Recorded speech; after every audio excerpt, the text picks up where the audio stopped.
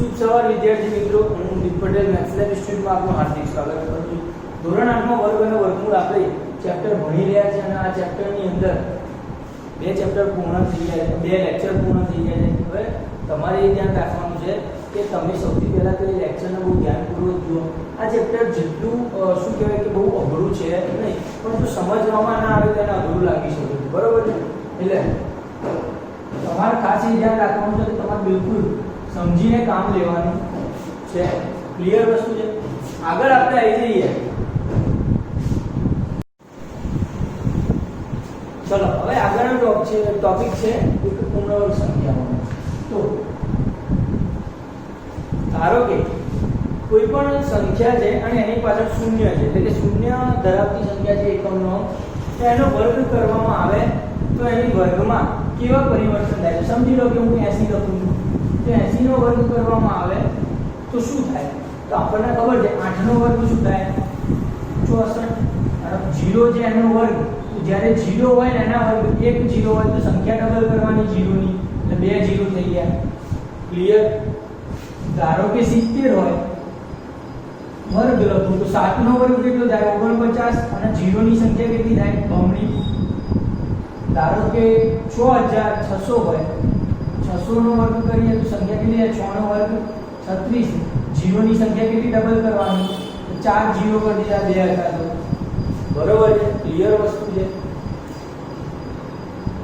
Yes. આની અંદર એક પેટર્ન જોઈ રહ્યા તમે. હજી વધારો, ધારો કે શું કહેવાય 5000 લઈ લઉં, એનો વર્ગ કરું તો શું મળે?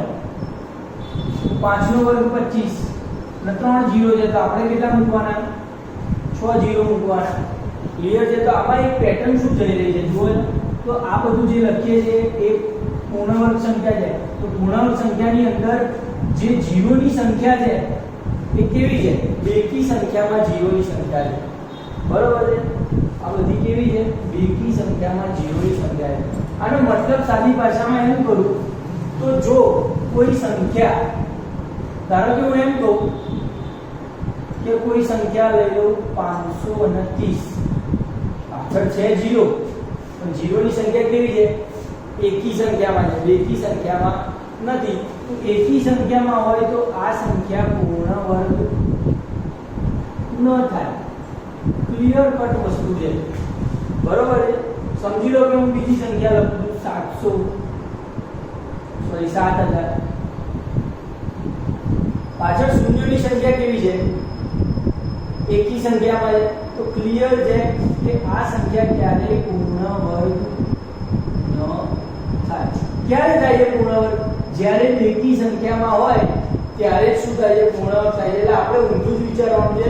તમને એવું જ પૂછવામાં આવશે કે કોઈ પણ સંખ્યા જે છે કે જે 0 વાળી હોય તો એ સંખ્યા ક્યારે પૂર્ણ વર્ગ નહીં થાય. તો પાછળ એ સંખ્યાની પાછળ એકી સંખ્યામાં 0 હોય, જો કોઈ સંખ્યાની પાછળ એકી સંખ્યામાં 0 હોય તો તે સંખ્યા પૂર્ણ વર્ગ ન થાય. ઓલવેઝ નહીં થાય. એકી સંખ્યા સમજી લો, એકી સંખ્યા એટલે ન તો એ પૂર્ણ વર્ગ નહીં થાય. મગજમાં ફિટ કરો. જો બેકી હોય તો શું? બેકી હોય તો દર વખતે પૂર્ણ વર્ગ થાય જ સંખ્યા. સમજી લો હું અહીંયા લઈ લઉં છું 200. આ 200 જે પૂર્ણ વર્ગ સંખ્યા છે. કોઈ પણ એવી સંખ્યા છે જેમ કે હું 10 છે તો 10 નો વર્ગ કરું તો 100 છે, તો 100 એ પૂર્ણ વર્ગ સંખ્યા છે કારણ કે 100 નું વર્ગમૂળ નીકળે છે 10. તેવી રીતે 200 નું કોઈ વર્ગમૂળ નીકળે છે અથવા તો કોઈ એવી સંખ્યા છે કે જેનો વર્ગ કરો તો 200 થાય? કોઈ નથી. તો એનો મતલબ કે આ પણ પૂર્ણ વર્ગ નથી. સમજો એની પાછળ સંખ્યા કેટલી છે? બેકી છે. તો એનો મતલબ કે પૂર્ણ વર્ગ થવાની નથી. એવું જરૂરી નથી. થાય પણ ખરા અને ના પણ થાય. સમજી લો અહીંયા ધારો કે 400 લઈ લે તો આ પૂર્ણ વર્ગ થશે. બરોબર છે? કારણ કે 400 એટલે 20 નો વર્ગ છે. તો 20 નો વર્ગ છે એટલે એનું વર્ગમૂળ 20 થવાનું છે. તો પૂર્ણ વર્ગ થાય છે. એટલે બેકી હોય તો પૂર્ણ વર્ગ થાય પણ ખરી, ના પણ થાય. પણ તમને શું પૂછવાના છે ક્વેશ્ચનમાં કે કઈ પૂર્ણ વર્ગ સંખ્યા નથી, તો તમારે શું જોવાનું પાછળની સંખ્યા જો એકી હોય, એકી સંખ્યામાં, તો એ કેવું થશે? પૂર્ણ વર્ગ થશે નહીં. એકી સંખ્યામાં હોય તો પૂર્ણ વર્ગ થશે નહીં. ક્લિયર વસ્તુ છે. તો આટલું તમને યાદ આવવું જોઈએ. જેમ કે હું હજી એક ક્વેશ્ચન પૂછું,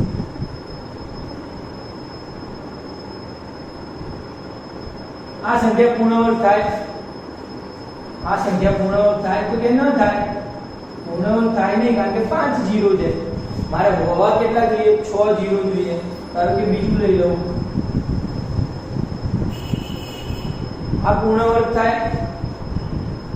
થાય પણ ખરા, ના પણ થાય. એના માટે કશું કહી શકાય નહીં. પણ ધારો કે હજી આમ કરું, હવે પૂર્ણ વર્ગ થાય કે હવે શ્યોર કહી શકું કે ન થાય, કારણ કે કેવું છે? એકી સંખ્યામાં 0 છે, એના માટે તો શ્યોર છે તો પૂર્ણ વર્ગ થવાની નથી. બરોબર છે? બિલકુલ સમજ કેળવજો.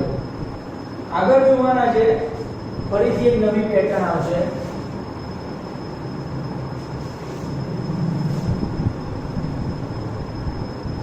કોઈ પણ સંખ્યાનો વર્ગ છે એને ક્રમિક બે પ્રાકૃતિક સંખ્યા વડે લખી શકાય.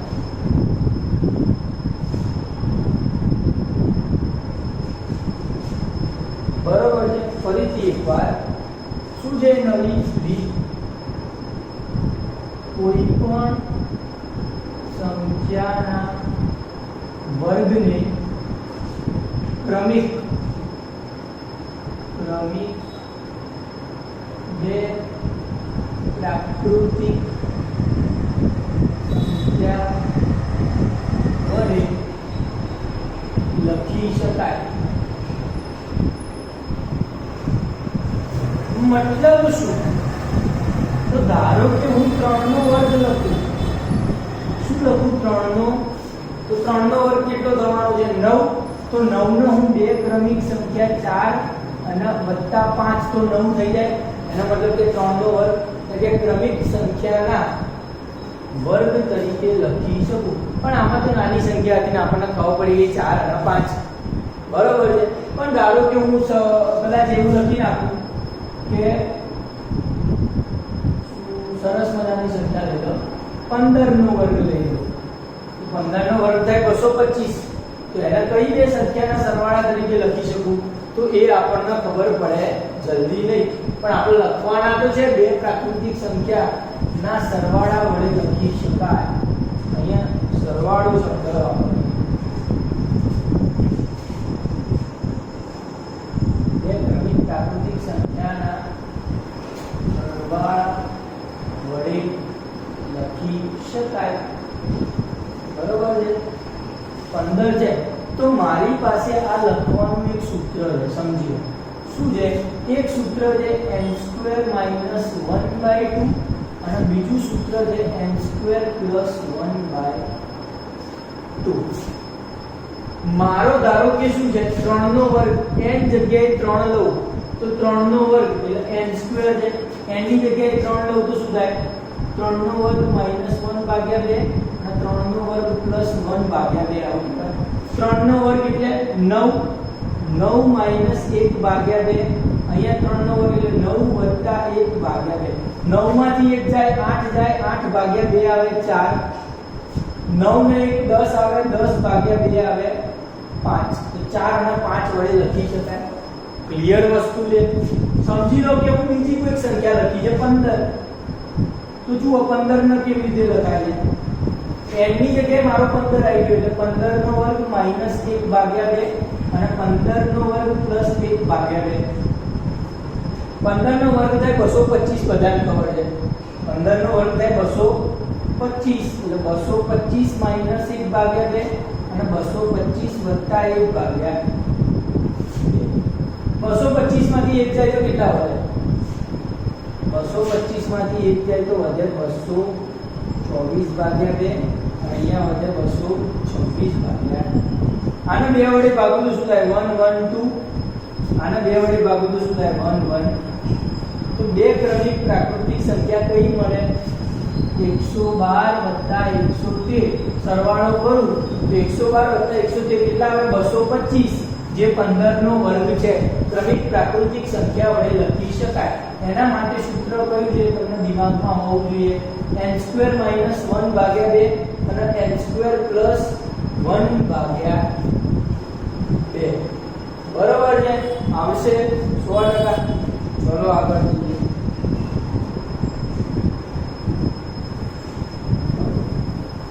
આ લખીને આપણે કામ કરો સ્ક્રીનશોટ લઈ લો એકવાર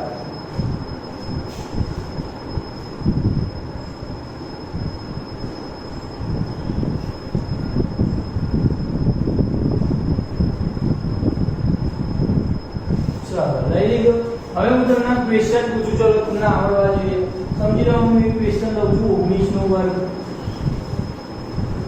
19 ના વર્ગના બે ક્રમિક પ્રાકૃતિક સંખ્યાના સરવાળા સ્વરૂપે રજૂ કરો તો તમને આવડશે ડાયરેક્ટ આવડવું જોઈએ બરાબર છે ડાયરેક્ટ કેવી રીતે 19 નો વર્ગ કેટલો થાય તમને યાદ છે ને કીધું હતું કે 1 થી 30 સુધીના વર્ગ તમને આવડવા જોઈએ 19 નો વર્ગ શું થાય 361 શું થાય 361 મારે શું કરવાનું છે n² એટલે 19 નો વર્ગ 19 નો વર્ગ એટલે 361 - 1 ભાગ્યા 2 361 માંથી 1 બાદ કરું 360 ભાગ્યા 2 180 અને બીજું આવે 181 ખેલ પૂરો ના ખબર પડી અહીંયા 181 કેવી રીતે આવશે એ આવશે જુઓ 361 વત્તા 1 362 ભાગ્યા 2 181 362 ભાગ્યા 2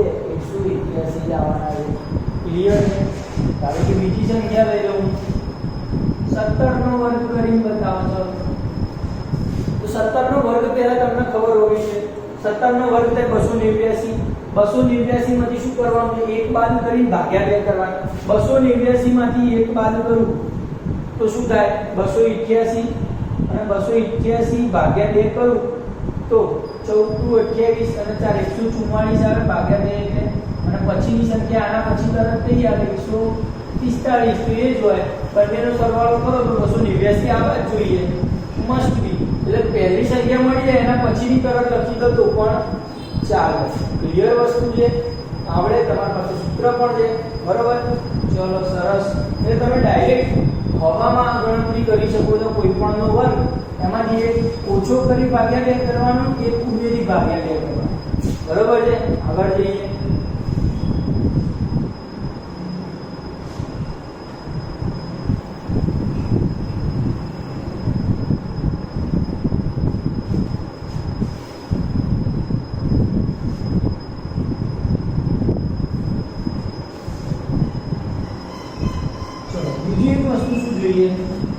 કે કોઈ પણ એક સંખ્યા લઈએ અને એનો વર્ગ કરીએ તો ખબર કેવી રીતે પડે કે એકી હશે કે બેકી હશે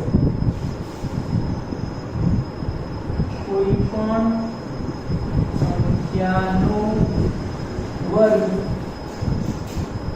એકી થાય જોઈ લઈએ તો પહેલી કોઈ સંખ્યા લઈ લો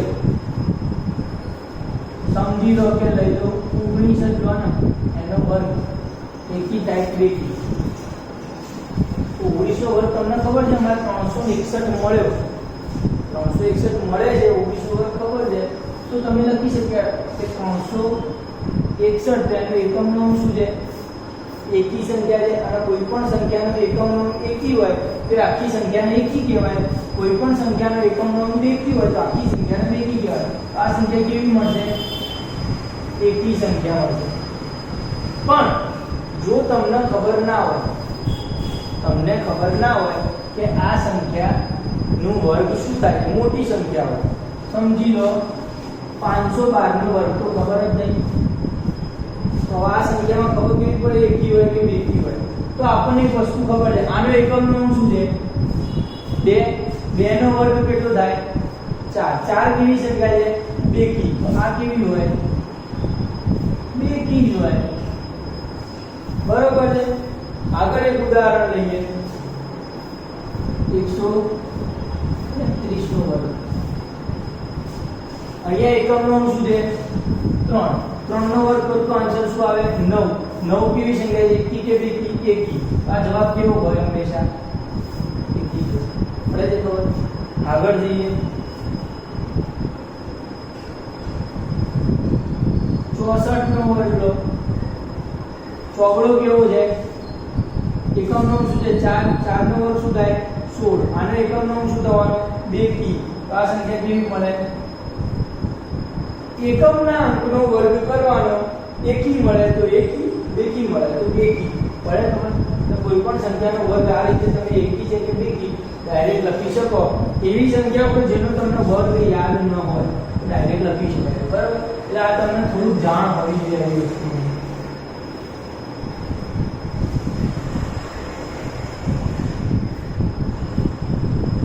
ચલો આગળ જઈએ આપણે.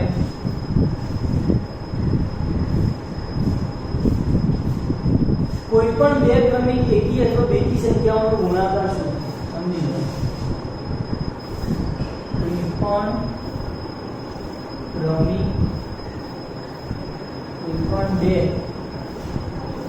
ક્રમિક એકી અથવા બેકી સંખ્યાનો ગુણાકાર શું થાય? યાદ કરી લો તો આપણને ખબર છે. ચલો ધારો કે પહેલો જ ક્વેશ્ચન પૂછું કે 15 ગુણ્યા 17. જુઓ, બે ક્રમિક એકી સંખ્યા છે, 15 એકી સંખ્યા છે, એના પછીની તરત એકી સંખ્યા કોણ આવે? 17. તો બે ક્રમિક એકી સંખ્યા, આનો ગુણાકાર કરવો હોય ને તમારે તો તમારો શું આન્સર આવે? તો તમને ડાયરેક્ટ ખબર પડવી જોઈએ. બીજી કોઈ સંખ્યા લઈ લો. બીજી ધારો કે હું લઉં 22 ગુણ્યા 24. ક્રમિક બેકી સંખ્યા. ક્રમિક કેવી છે? બેકી સંખ્યા છે. આનો ગુણાકાર શું આવે તે તમને ખબર હોવું જોઈએ. અને એ સૂત્ર શું છે ખબર છે? n² - 1. શું છે? n² - 1. આ એનો આન્સર હોય. 100% ખ્યાલ. સમજી લો કે આ કોઈ સંખ્યા લખી છે એ n - 1 અને n + 1 લખી છે. બે ક્રમિક સંખ્યા કેવી હોય હંમેશા? n - 1 અને n + 1. આનો ગુણાકાર કરું તો આન્સર શું આવે? તો આ એક સૂત્ર છે x - y ને x + y હોય તો x² - y². આ જો તમે ના શીખ્યા હોય આવું સૂત્ર લખી દો x + y x - y. આનું સૂત્ર શું બને છે? x² - y. ડાયરેક્ટ ના આવડે તો એના ઉપરથી આ n - 1 ને n + 1 હોય તો શું થાય? n² - 1 n નો વર્ગ - 1 નો વર્ગ તો 1 જ થવાનું છે. 1 નો વર્ગ એનો મતલબ કે n² - 1. જો ડાયરેક્ટ ના આવડે તો શું કરવાનું છે? તો સમજી લો આ n નો ગુણાકાર આ બંને જોડે, n નો ગુણાકાર n જોડે n², n નો ગુણાકાર 1 જોડે n * 1, n -1 નો n જોડે -n, -1 નો 1 જોડે -1. આ પ્લસ માઈનસ જતા રહ્યા, n² - 1 આન્સર આવે છે. બરોબર છે? એટલે ગુણાકાર કરો તો પણ આન્સર આવવાનો છે. ક્લિયર? તો જવાબ મળે છે મને n² - 1. તો બસ એ જ લખી દે, સૂત્ર જ આ. અહીંયા n તરીકે શું આવે? તો આના કરતા એક મોટી સંખ્યા આવે. શું આવે? આના કરતા એક મોટી સંખ્યા. 15 કરતા મોટી સંખ્યા શું છે? 16. 16 નો વર્ગ શું થાય? 256. તો આનો ગુણાકાર શું થાય? 256. જોઈ લેવું આવશે. યસ. આગળ જઈએ.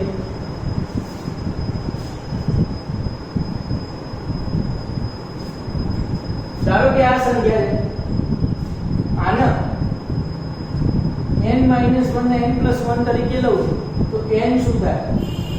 ટૂંકમાં જે સંખ્યા હોય એના તરત પછીની સંખ્યા લેવાની થાય. બરોબર? ધારો કે આ n - 1 છે અને n + 1 છે તો આપણે n - 1 એનો મતલબ કે 16 - 1 તો 15 થાય અને 16 + 1 તો 17 થાય. તો n ના આપણે શું લીધું? 16 લીધા. n ના શું લીધા 16 લીધા તો 15 અને 17 આવે તો પછી n² એટલે 16 નો વર્ગ કરવાનો 256 માઈનસ 1 એટલે 255 આન્સર આવે ક્લિયર છે એ જ રીતે અહીંયા 22 ક્યારે આવે તો કે 23 માઈનસ 1 કરું તો 22 આવે અને 23 પ્લસ 1 કરું તો 24 આવે તો બંનેનો ગુણાકાર શું થાય 23 નો વર્ગ માઈનસ 1 થાય n² માઈનસ 1 23 નો વર્ગ માઈનસ 1 સાદી ભાષામાં 22 હોય તો એક સંખ્યા ઉમેરી અને એનો વર્ગ કરવાનો એમાંથી એક બાદ કરી દેવાનો 23 નો વર્ગ કેટલો થાય હવે ફરીથી પેલી આપણી આગળની મેથડ આવી કે તમને ધારો કે કોઈ સંખ્યાનો વર્ગ આવડતો નથી તો તમે શું કર્યા હતા 23 હતો એનો વર્ગ શીખ્યા હતા 2 નો વર્ગ કેટલો થાય 0 4 3 નો વર્ગ કેટલો થાય 0 9 નીચે એક ગેપ છોડી અને 3 દુ 6 દુ 12 આવે તો આ 9 આ 2 ના 5 529 થાય 23 નો વર્ગ તો 529 માઈનસ 1 એટલે 528 આન્સર આવે ક્લિયર વસ્તુ છે કોઈ સર્ચ કરો કોઈને સર્ચ કરો સમજી લો બીજો મસ્ત ક્વેશ્ચન હતો હવે ડાયરેક્ટ આવડવા જોઈએ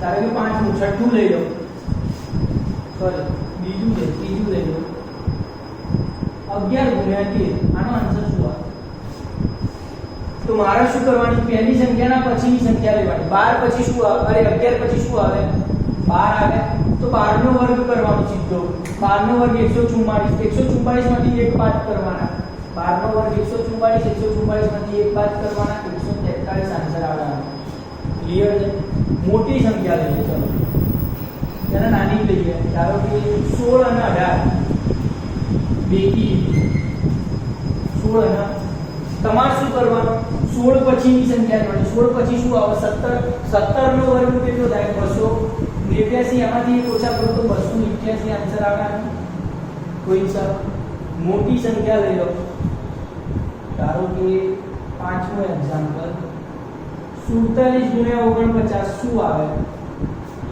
47 ગુણ્યા 49 શું આવે તમારે 47 પછીની સંખ્યા કઈ છે 48 નો વર્ગ કરવા પડે 4 નો વર્ગ 16 થાય 8 નો વર્ગ કેટલો થાય 64 એક સંખ્યા છોડવાની અને અહીંયા લખવાનું 8 ચોક 32 દુ 64 આ 4 એમના 64 32 વધી 12 ને 13 નો ડબલો વધી 1 2 23 0 4 આવ્યો એમાંથી એક ઓછો કરી દો તો 23 0 3 આન્સર આવવો જોઈએ બરોબર છે યસ તો તમે ડાયરેક્ટ ખાલી લખો આને શું લખાય તમારે 16 નો વર્ગ -1 આના શું લખાય તમારે 23 નો વર્ગ -1 આના શું લખાય 12 નો વર્ગ -1 આના શું લખાય 17 નો વર્ગ -1 આના શું લખાય 48 નો વર્ગ માઈનસ ડાયરેક્ટ કીધા એક વધારવાનો અને -1 એક વધારવાનો -1 એક વધારવાનો -1 આવડે એવી વાત છે સિમ્પલ છે એકદમ ચલો આગળ જઈએ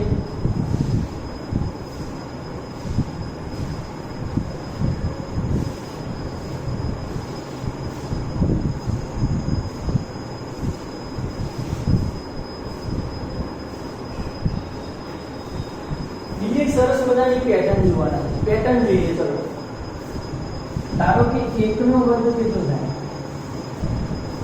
1 નો વર્ગ થાય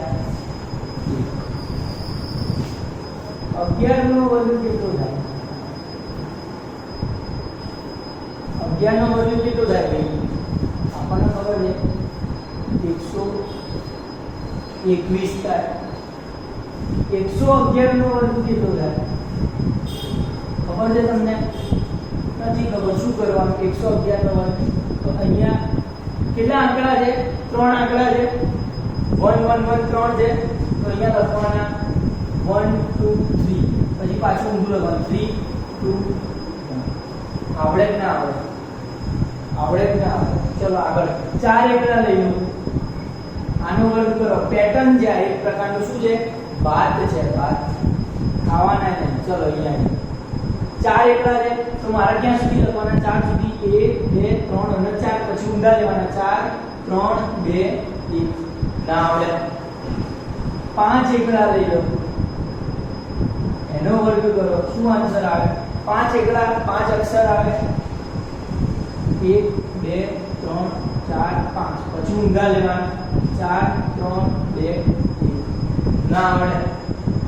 સિમ્પલ વસ્તુ છે ધ્યાન કર ધારો કે અહીંયા 6 એકલા લઈ લઉં એનો વર્ગ કરો અહીંયા ક્યાંથી ચાલુ થાય 1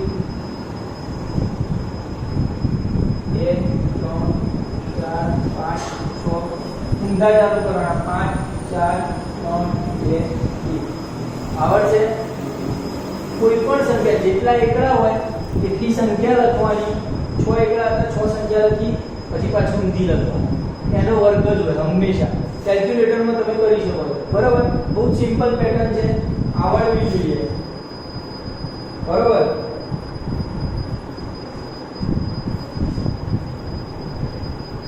ધારો કે એક બીજી પેટર્ન છે આપણી પાસે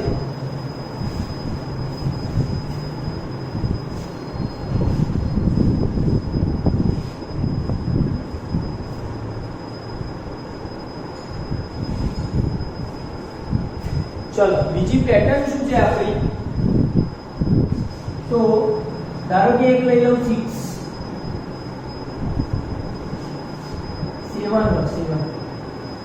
7 નો વર્ગ શું 7 નો વર્ગ બધાને ખબર છે 49 થાય 49